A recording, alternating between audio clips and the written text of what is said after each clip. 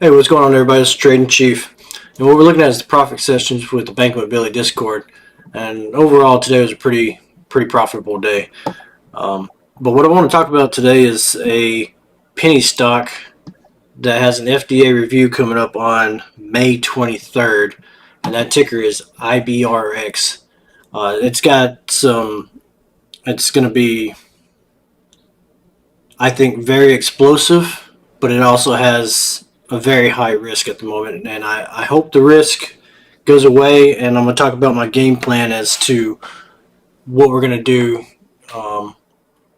as the time approaches, or how I'm going to trade this stock. You should never trade based off of what I do. Always do your own, due diligence and research. But I just want to bring this one to your attention and go over the news. And I think you'll like what you see, but be wary of what I tell you on the cautions. So, first news article we're going to look at is from February 15th of 2022, and that is this one right here. It says ImmunityBio's Anketiva shows 100% survival rate at 2 years in bladder cancer settings. And it says ImmunityBio announced data from its bladder cancer trial, QUILT, in phase 2 and 3 study of intravesical BCG plus Anketiva, or N803 is what they're calling the study. The data showed sustained complete response rates in patients with BCG, unresponsive non-muscle invasive carcinoma, bladder cancer, and papillary disease. Of the 83 patients with BCG unresponsive NMIBC, CIS59 or 71% had a complete response with a median duration of response of 24.1 months. The rates exceeded historical complete response rates of 41% and 18% for FDA approved Merck company, or MRK, Keytruda, and Endo International PLC's Valstar, and respectively. In the papillary disease arm of the study, 57% of the patients are disease-free at 12 months and 53% at 18 months. In cohort A, 24 months median durable complete remission was seen, with 96% and 91% avoidance of bladder cancer progression and cystectomy. Respectively, at 24 months in responders, 100% bladder cancer specific overall survival was observed at 24 months.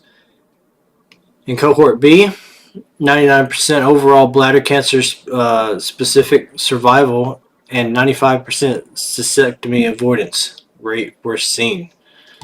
If cystectomy is when they go in, it's a surgery. They go in and they completely remove the bladder.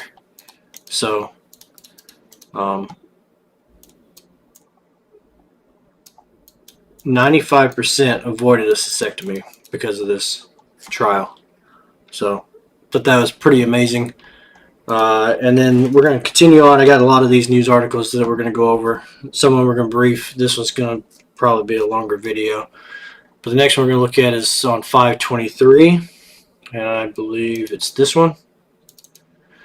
It says ImmunityBio files biologics license applications with FDA for bladder cancer combination immunotherapy. ImmunityBio said Monday it has submitted a biologics license application with the U.S. Food and Drug Administration for combination immunotherapy candidate for bladder cancer. The immunotherapy combines the N803 superagonist and bacillus BCG, a vaccine primarily used for tuberculosis, for the potential treatment of BCG, unresponsive non-muscular invasive bladder cancer. The application is supported by data from ImmunityBio's pivotal QUILT 303-2 study, or their phase 3 and 2 study, where 71% of the patients who had failed in previous therapies showed an over 50% increase in both response and median duration versus alternative treatments, according to the statement. Next one we're going to look at is on 7/28, and that's from Bazinga. I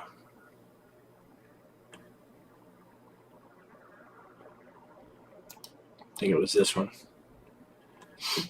The U.S. Food and Drug Administration accepted the review of ImmunityBio's. This is just an update. So they submitted it, and this one's talking about that the FDA accepted it. U.S. Food and Drug Administration accepted the review of the BLA for its lead asset N803 in the treatment of patients with BCG unresponsive non-muscular invasive bladder cancer or carcinoma with or without TA or T1 disease. Regulatory agency has assigned a target action date of May 23rd. The BLA submission is supported by the results from its bladder cancer trials, including QUILT 303-2 phase 2 and 3 study, and their BCG plus N803 in patients with BCG unresponsive high grade, whatever NIBC is. The company indicated that the combination of N803 with BCG is the first BLA to reach this stage of FDA acceptance for review. Previously, the agency has granted N803 breakthrough therapy and fast track designations in combination with Bacillus calmette for a different reason. They're also testing N803 in another trial. I forgot what it was at the moment. So, but yeah. And then we're going to look at another article.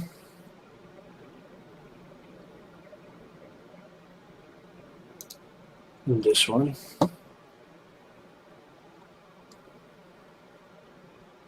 So this is the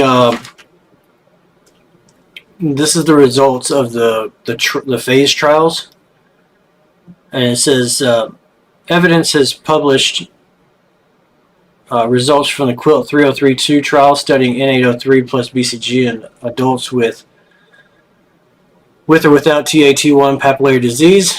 These positive data is from the basis of ImmunityBio's BLA for BCG unresponsive, which the FDA accepted for review in July. The published results demonstrates that in patients with BCG unresponsive NBIC, CIS, and papillary disease,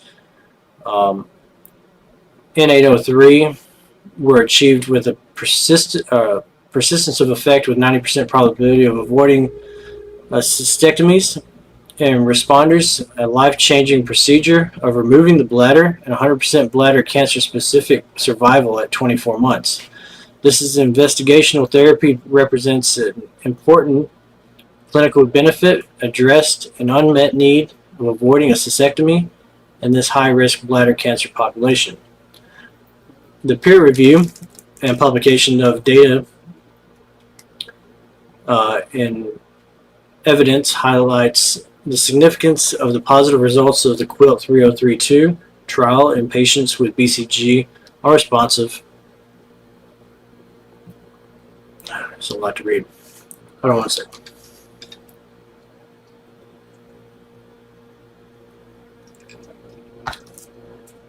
Oh, yeah, I'm drinking sweet tea out of a mason jar.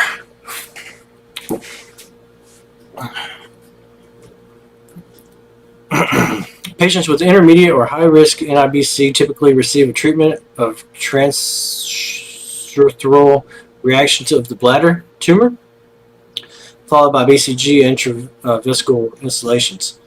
However, cancer will recur in 30 to 40% of patients with NIBC despite adequate treatment with BCG.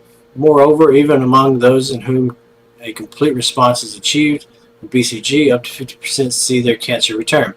Treatment options for BCG unresponsive NIBC patients are limited.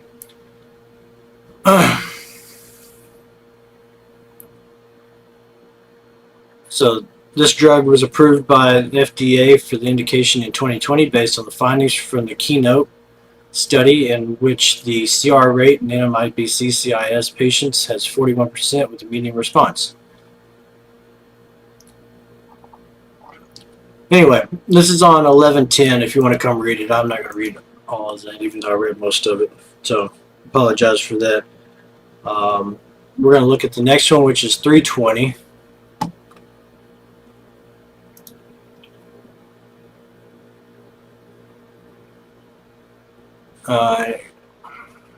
And this one says, so this one's kind of the, so this is the risk right here.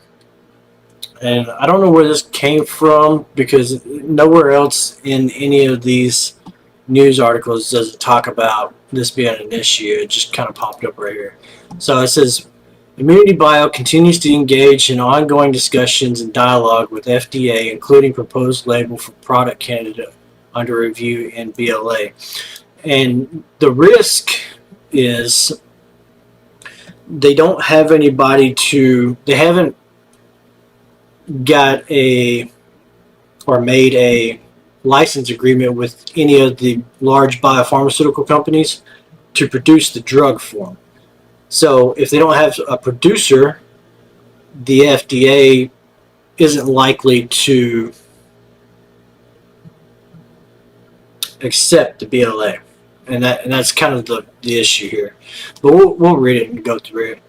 It says, ImmunityBio continues to engage in ongoing discussions and dialogue with FDA, including proposed label for product candidate under review in BLA. ImmunityBio remains unclear if FDA will approve our BLA on PDUFA action date, if at all. ImmunityBio continues to explore partnering with a large biopharmaceutical company for commercialization of N803 for administration intravesically. Continuously to engage in active discussions regarding our partnering strategy with view of completing such transactions during the first half of 2023. ImmunityBio intends to continue to explore opportunities to engage in incremental financing transactions.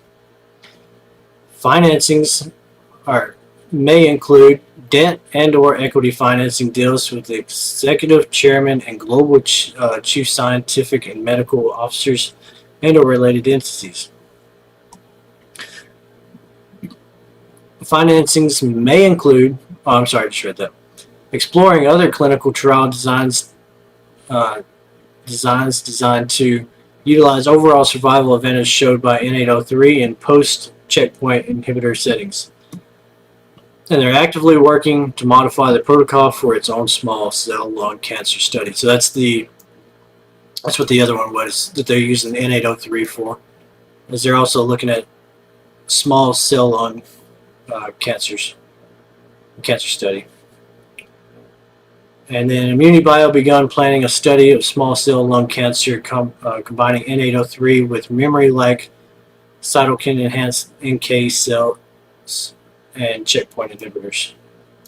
So that's kind of the risk with all of this funding, because they're a penny stock, and then having a larger biopharmaceutical company to produce the drug for them before May 23rd.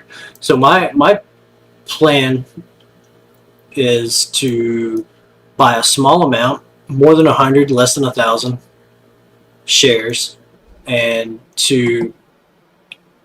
I think what I'm going to do is do that, let it run up, and then just sell covered calls to it until the 19th, right? Because the covered calls will expire at market close, and then just kind of sell out of it in the after hours. Because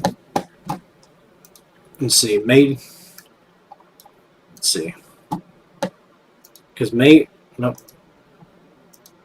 23rd is a Tuesday.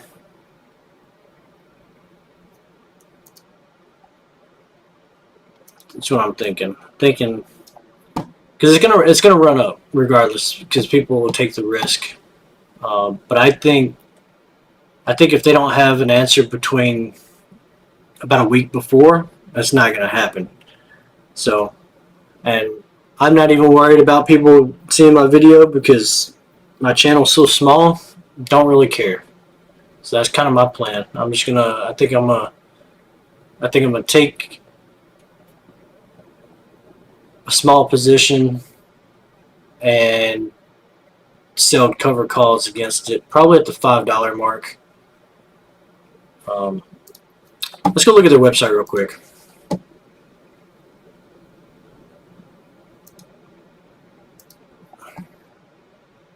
So if we go and look at their website, it's ImmunityBio.com, and I'm currently under the bladder cancer portion of it. It kind of just talks about this. This is an urgent need to treat bladder cancer and prevent radical cystectomy. In the U.S., bladder cancer is the 4th most common diagnosed solid malignancy in men and 12th in women. The American Cancer Society estimates there will be 82,000 new cases and 16,000 deaths from bladder cancer in 23. There's an urgent unmet need to treat NMIBC and avoid radical cystectomy removal of the bladder in an attempt to control the disease. While BCG is an effective treatment for many patients, it doesn't work for an estimated 40% of NMIBC cases. That can mean a lifetime of invasive examinations followed by immediate treatment for a recurrence. The recurrence of NMIBC diminishes quality of life and poses a significant financial burden for most patients. And 30% of patients with a recurrence will decline and succumb over the course of 15 years. For another 50% of patients, controlling the disease will require them to undergo radical cystectomy of the bladder. The FDA has issued guidance for the design of studies for the development of NMIBC treatments that include the goal of avoiding the drastic surgery. And then again, it comes in over here and it talks about their phase 2 and 3 trials. And then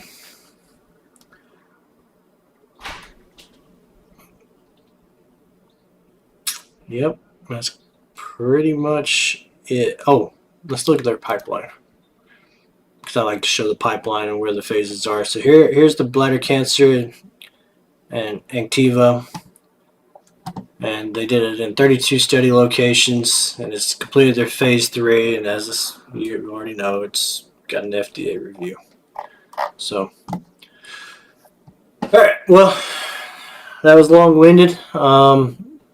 If you like this content, consider hitting that like and subscribe button, and come check us out in the Banking with Billy Discord, and ask me some questions. If you got something you want me to look at, please put it down in the comments below, and have a good night. Thanks for watching.